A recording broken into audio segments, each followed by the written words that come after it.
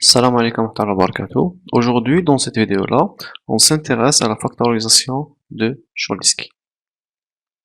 La factorisation de Cholesky, c'est une technique qui nous permet de résoudre des systèmes associés à des matrices bien définies. Ce qu'on appelle, c'est les matrices qu'on appelle les matrices symétriques définies positives. Alors, commençons tout à fait au début par définir c'est quoi une matrice symétrique définie positive. Alors, on a ici une première définition. Donc, cette définition part de la matrice symétrique. Bien, comme vous le savez bien, une matrice symétrique, c'est une matrice qui est égale à son transpose.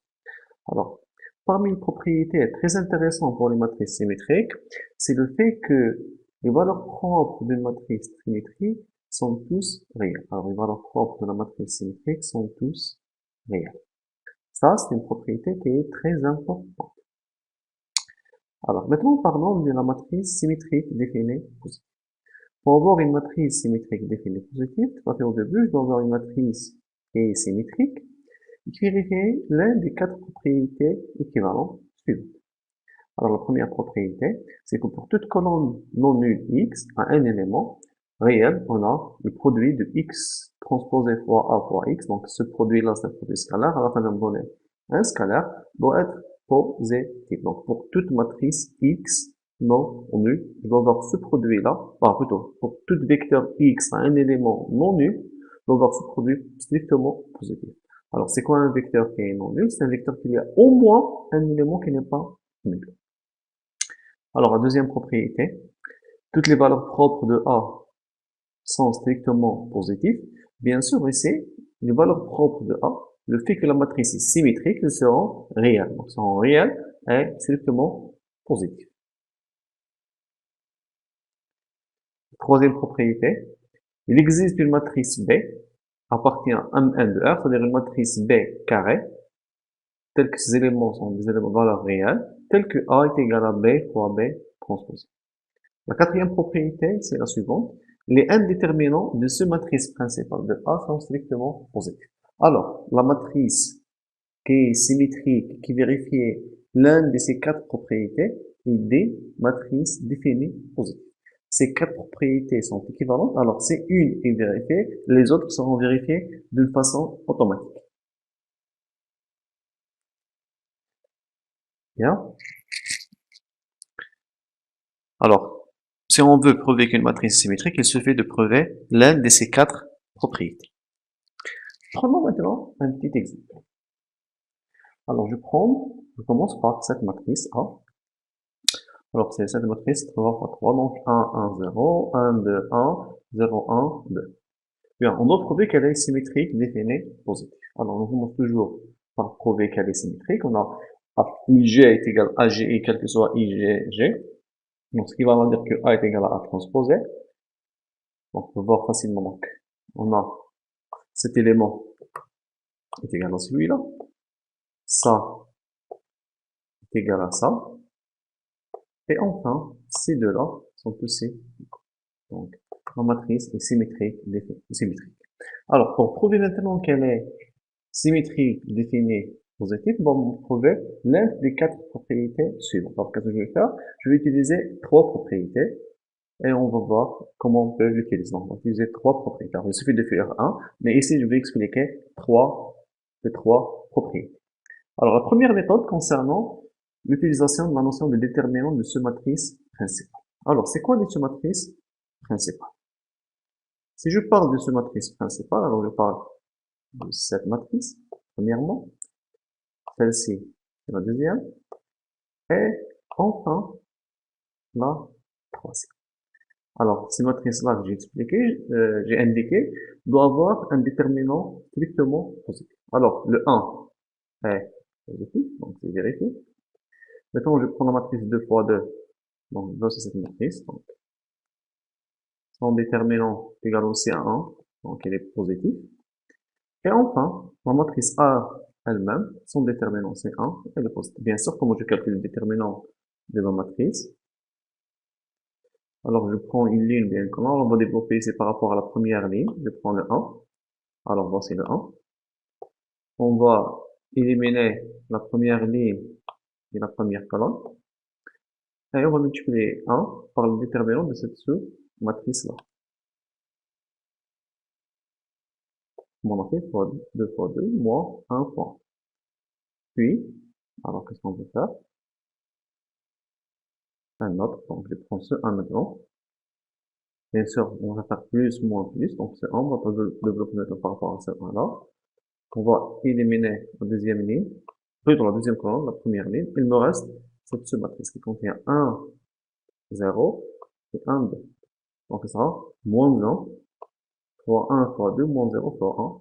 Puis, on va répéter le même travail avec le 0, parce qu'on a ici un 0, ça sera 0 fois cette sous-matrice. Donc, à la fin, on aura un déterminant qui est égal à 1 strict opposé. Alors, on peut dire que ma matrice est définie, symétrique définie. Ça, c'est la première technique qu'on peut utiliser. Parlons maintenant de la deuxième technique. La deuxième technique concernant le vecteur x. Alors, je prends un vecteur x appartient à F3, un vecteur x quelconque. L'essentiel, c'est qu'il ne soit pas nul. Donc, au moins un élément qui n'est pas nul. On va calculer le produit x transposé fois a fois x. Alors, pourquoi ici on note x transposé? Parce que x, à l'origine, c'est un vecteur colonne. De cette manière-là, je vais commencer à calculer le produit. Alors, par exemple, je calcule le produit de la matrice A fois le vecteur x. J'obtiens ce nouveau vecteur. Puis, il me reste de calculer le x transposé fois ce vecteur-là. Alors, bien sûr, ici, ce qu'on a fait, c'est 1 fois x1 plus 1 fois x2. Ce sera le premier élément. Deuxième élément, c'était 1 fois x1 plus 2 fois x2 plus 1 fois x3. Le troisième élément, c'était 0 fois x1 plus 1 fois x2 plus 2 fois x3. Puis, je prends le vecteur x qui est en vert. Il va multiplier par ce vecteur. Donc, ça sera x1 fois x1 plus x2. Ce qui me donne x1 au carré plus x1 fois x2. Puis, c'est du x2 multiplié par cette ligne-là. Donc, c'est x2 fois x1 plus 2x2 fois x2 plus x3 fois x2. Donc, c'est la deuxième partie. On commence d'ici. Voilà. Et enfin, il y a le x3 fois x2 plus x3 fois 2x3. Donc, ça me donne x2, x3 plus 2x3 au carré. Alors, je dois prouver que cette quantité qui est là est une quantité positive. Pour prouver qu'elle est positive, pour n'importe quel x, je dois essayer de le mettre sur la forme des sommes de carrés. Alors, cet exemple est assez simple. Je peux facilement le faire. Donc, je peux écrire comme ça, cette quantité qui est là. C'est x1 plus x2 au carré, plus x2 plus x3 au carré, plus x3 et carré. Donc, c'est la somme des carrés. Et parmi ces carrés-là, au moins un qui n'est pas bon. Donc, cette somme est toujours positive, quel que soit x et appartient à. Ça, c'est la deuxième technique pour prouver que ma matrice est symétrique, définie, positive. Bien sûr, on commence toujours par prouver qu'elle est symétrique, mais ça, c'est pour prouver qu'elle est définie, positive. Alors, je répète, pour prouver qu'elle est définie, positive, je dois prouver que ce produit-là est positif. Pour prouver qu'elle est positive, je dois l'écrire d'une sur la forme des sommes des carrés. Bien. La troisième méthode se base sur le principe des valeurs propres. Alors, je dois déterminer les valeurs propres. Et vérifier que ces valeurs propres sont positives. Alors, je prends toujours la matrice. Alors, les valeurs propres de la matrice A, c'est les racines de polynômes caractéristiques de cette matrice. C'est les racines de polynômes caractéristiques de la matrice. Alors, c'est quoi le polynôme caractéristique? C'est quoi le polynôme caractéristique? C'est le déterminant de 1 moins lambda i qu'on va le calculer de cette façon. Alors, si on fait des calculs, je trouve que ce déterminant, donc de 1 moins lambda i, j'ai oublié de mettre un i ici, est égal à moins lambda puissance 3 plus 5 lambda au carré moins 6 lambda plus 1. Alors, la meilleure chose, c'est de pouvoir déterminer les racines de ce polynôme. Si on n'arrive pas à déterminer les racines de ce polynôme, il suffit de prouver qu'ils sont positifs. Bien. Alors, les racines de ce polynôme-là, on sait bien qu'ils sont réels. Pourquoi ils sont réels? Pour une simple raison. Ça, c'est le polynôme caractéristique d'une matrice symétrique. Et la matrice symétrique, ses valeurs propres sont réelles. Alors, qu'est-ce que je vais faire? Au lieu de chercher les valeurs propres bien directement, on va essayer de prouver qu'elles sont positives, ou bien de le localiser dans l'intervalle 0 plus 9. Alors, pour cette raison, qu'est-ce que j'ai fait? J'ai calculé pi' de lambda, donc la dérivée de polynôme caractéristique. J'ai trouvé moins lambda au carré plus 10 lambda moins 6.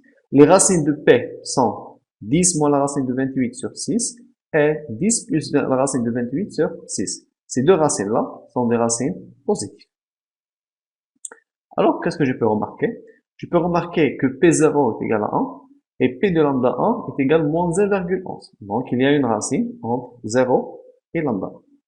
On remarque aussi que P de lambda 2, c'est moins 1,11 et plutôt P de lambda 1, c'est moins 1,11 et P de lambda 2, c'est 1,63. Donc, un changement de signe pour une fonction qui est continue. Alors, il y a une deuxième racine entre lambda 1 et lambda 2. Dernièrement, on peut remarquer que pour la P lambda 2, elle est positive, et que P de 4 est moins 7. Alors, qu'est-ce que j'ai fait ici? J'ai calculé P de 2, P de 3, P de 4. J'ai trouvé que P de 2, P de 3 sont négatifs, donc P de 4 est, plutôt, j'ai trouvé que P de 2 et P de 3 sont positifs, P de 4 est négatif, alors je vais déduire qu'il y a une racine entre lambda 2 et 4. Bien, donc il existe une racine. Donc, P, c'est un polynomial 3, elle ne peut pas avoir plus que 3 racines, et ces racines sont là. Donc, une racine qui est entre 0 et lambda 1, l'autre entre lambda 1 et lambda 2, et la dernière entre lambda 2 et 4. Alors, lambda 2, c'est 10 plus 5, 15 sur 6, donc lambda 2 dépasse, supérieur à 2.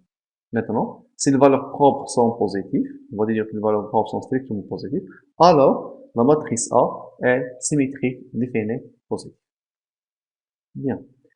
Dans certains cas, on va travailler avec des matrices de grande taille.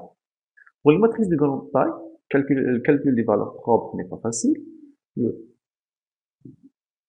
calcul des déterminants de ces matrices est aussi difficile. Et même le calcul de x transposé fois a fois x. Prouver que x transposé fois a fois x est toujours positif sera un travail qui est difficile. Mais le moins difficile parmi ces trois trucs, c'est de calculer les sous-matrices, donc le déterminant de sous-matrice principale, qui reste toujours un calcul difficile parce que par exemple, dans cette situation-là, où j'ai une matrice 6 fois 6, je dois calculer le déterminant de matrice 6 fois 6, 5 fois 5, 4 fois 4, 3 fois 3, 2 fois 2 et 1 fois 1. Alors, qu'est-ce que je fais dans une situation comme celle-là? J'applique l'échelonnement de Gauss sur la matrice A. Alors, si j'applique l'échelonnement de Gauss, j'obtiens notre matrice qu'on va nommer A1. Puis, qu'est-ce qu'on peut remarquer? Il y a une remarque qui est vraiment importante. Regardez. Je prends le premier 1. Alors, j'utilise la méthode qui se base sur le calcul des déterminants de ces matrices. Alors, ce 1-là est positif. Puis, je prends la première sous-matrice, celle-ci. Cette sous-matrice, son déterminant, ce sera égal au déterminant de cette matrice-là. Alors, ici, une remarque importante. Je dois appliquer l'échelonnement sans permutation des lignes.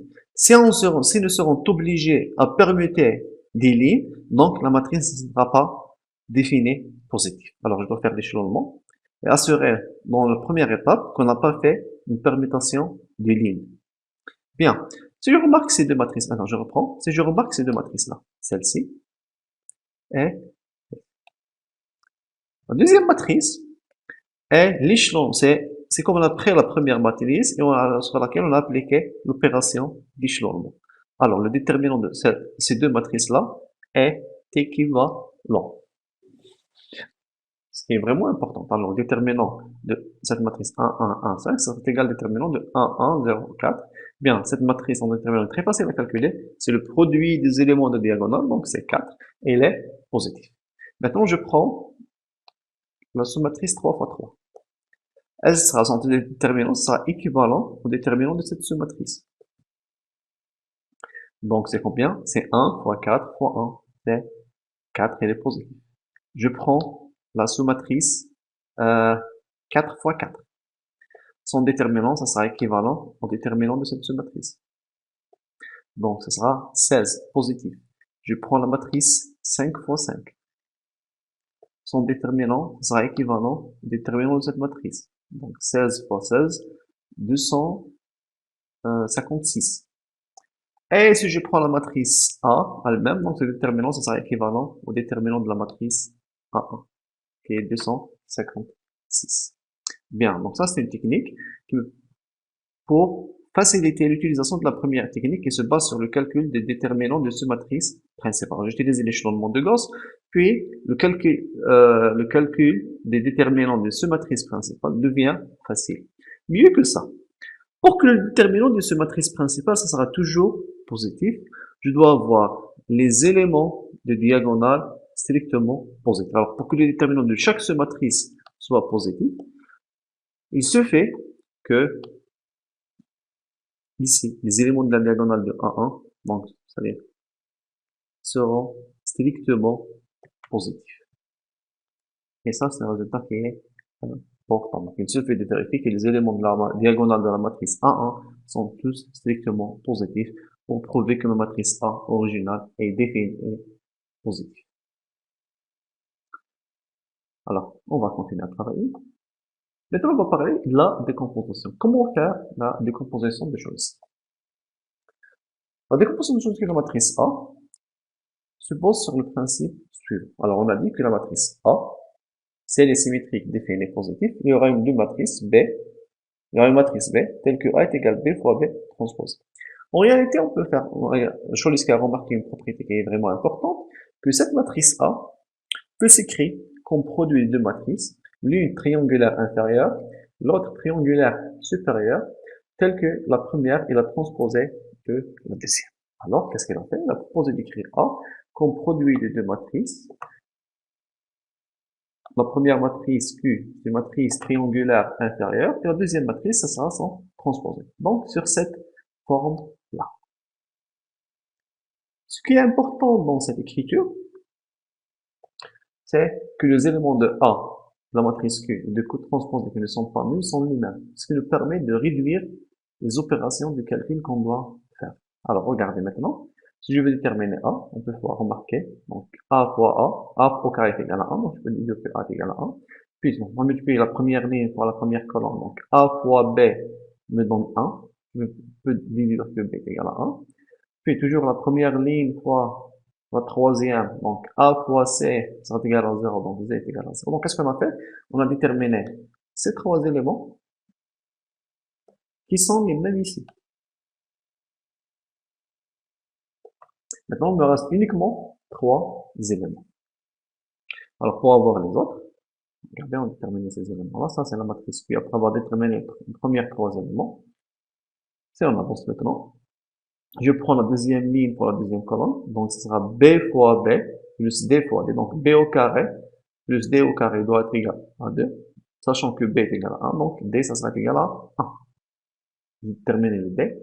Pour déterminer maintenant le E, qu'est-ce que je fais? C'est la troisième ligne fois la deuxième colonne. Donc, C fois B plus E fois D.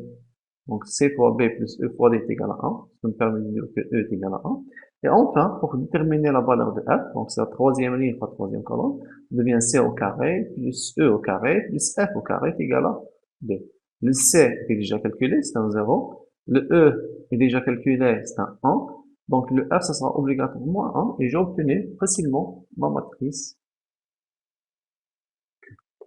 Ils sont transposés, bien sûr, c'est assez facile de l'obtenir. Donc cette technique me permet de réduire les calculs pour voir la décomposition sur la forme d'une matrice triangulaire inférieure fois une matrice triangulaire supérieure. Bien sûr, pour pouvoir appliquer cette décomposition, ma matrice doit être symétrique, définie, positive. Sinon, on ne peut pas appliquer cette décomposition. Alors, on avance un peu. Dans certains cas, on aura des matrices de grande taille. Alors, comme cette matrice-là. Bien sûr, je peux utiliser le principe précédent pour déterminer la matrice Q et son transposé. Ici, je vous propose une autre technique qui se base sur l'échelonnement de Gauss. Alors, qu'est-ce qu'on fait? On applique le principe de l'échelonnement. Bien sûr, je répète. Ici, je dois faire l'échelonnement sans permutation des lignes. Alors, je fais mon échelonnement. Alors, je fais mon échelonnement. Si je trouve que je serais obligé de permuter les lignes, donc je trouve un pivot qui n'est pas nul, je trouve un pivot qui est nul, donc cette matrice ne sera pas définie positive. Bien, si je fais mon échelonnement d'une façon correcte et tous les éléments de la diagonale sont des valeurs strictement positives, alors ma matrice est définie positif. Alors, comment je peux obtenir Q? Pour obtenir Q, ça devient très facile. Alors, qu'est-ce que je fais? Je prends mon élément pivot, le 1. Je divise la première ligne par la racine de 1. J'obtiens la première ligne de Q.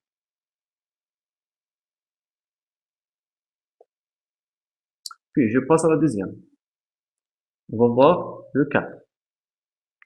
Je divise la deuxième ligne par la racine de 4, c'est-à-dire par 2. J'obtiens la deuxième ligne de Q. De cette façon. Et ainsi de suite. Alors, si je suis là, maintenant, je prends toujours l'élément pivot, qui est 1, et je divise toute cette ligne, que je l'ai encadrée en bleu, par la racine de 1, c'est-à-dire par 1. J'obtiens ma troisième ligne, ainsi de suite. Alors, si je passe à celle-ci, je dois diviser, donc le pivot c'est 4. Je dois diviser cette ligne par la racine de 4, c'est-à-dire par 2. Ça me devient 2, 3, 1. Ainsi de suite. Alors, maintenant ici, l'élément pivot, donc c'est les éléments qui sont sur la diagonale, c'est 16. Je divise cette ligne par la racine de 16, c'est-à-dire par 4. J'obtiens 4, 1. Et enfin, il me reste 1. Et je divise 1 par sa racine. Donc, de cette façon, je peux obtenir la matrice Q à partir de l'échelonnement de Gauss. Maintenant, on va parler comment on peut utiliser la décomposition pour résoudre un système. Alors, comme on a vu, la permutation, bien la factorisation de Cholesky, permet d'écrire une matrice symétrique définie positive sur la forme Q fois Q transposé, telle que Q, c'est une matrice triangulaire inférieure. Dans cette situation, mon système AX égale à B va s'écrire de la façon suivante. Donc Q fois Q transposé fois X égale à B. On va poser que Y est égal à Q transposé fois X. Alors si on fait ça, on va construire deux systèmes qu'on doit résoudre. Nous commençons par le premier système qui est QY est égal à B. Puis je passe au deuxième système qui est Q transposé X est égal à Y. Alors maintenant je vais vous donner un petit exemple pour... Alors, je prends ce système-là. Donc la matrice A, voici la matrice A. 1, 2, 4, 2, 20, moins 4, 4, moins 4, 50. Vous voyez bien que cette matrice, elle est symétrique. Donc, si on veut prouver qu'elle est définie positive, il suffit d'utiliser l'une des techniques qu'on a déjà expliquées. Donc, mon système, c'est A fois X est égal à ce vecteur B, donc 7, 18, 50. Si on va appliquer la technique que j'ai déjà expliquée pour calculer la matrice Q, ils sont transposés, alors je trouve que A s'écrit sur cette forme-là. On trouve que A s'écrit sur cette forme-là. Bien. Comment je peux résoudre alors mon système? Je commence par résoudre le premier système qui est QY est égal à B. Donc, je prends ma matrice Q qui est en vert, elle est là. Y est égal à B. Je résous mon système de façon classique. Donc, je commence par la première équation. Donc, Y1 c'est 7.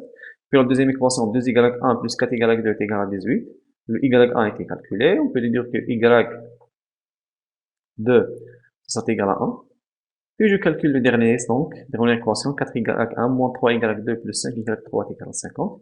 Le Y1 et le Y3 ont été déjà calculés. Donc, je peux déduire à la fin que Y3 est égal à 5. Après, je passe au deuxième système.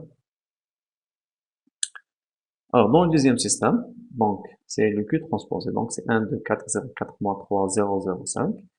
Multiplié par le vecteur X, donc 7, 1, 5. Alors, c'est quoi 7, 5, 1? C'est ces valeurs de Y qu'on vient de trouver. Ici, c'est une matrice triangulaire supérieure. Je commence par la troisième équation. Je vais dire que X3 est égal à 1. Bon, parce que c'est 5X3 est égal à 5, X3 est égal à 1. Je passe à la deuxième équation. 4X2 moins 3X3 est égal à 1. On aura X2 est égal à 1. Enfin, il nous reste une équation qui est X1 plus 2X2 plus 4X3 est égal à 7. Ce qui me permet de dire que X1 est égal à 7.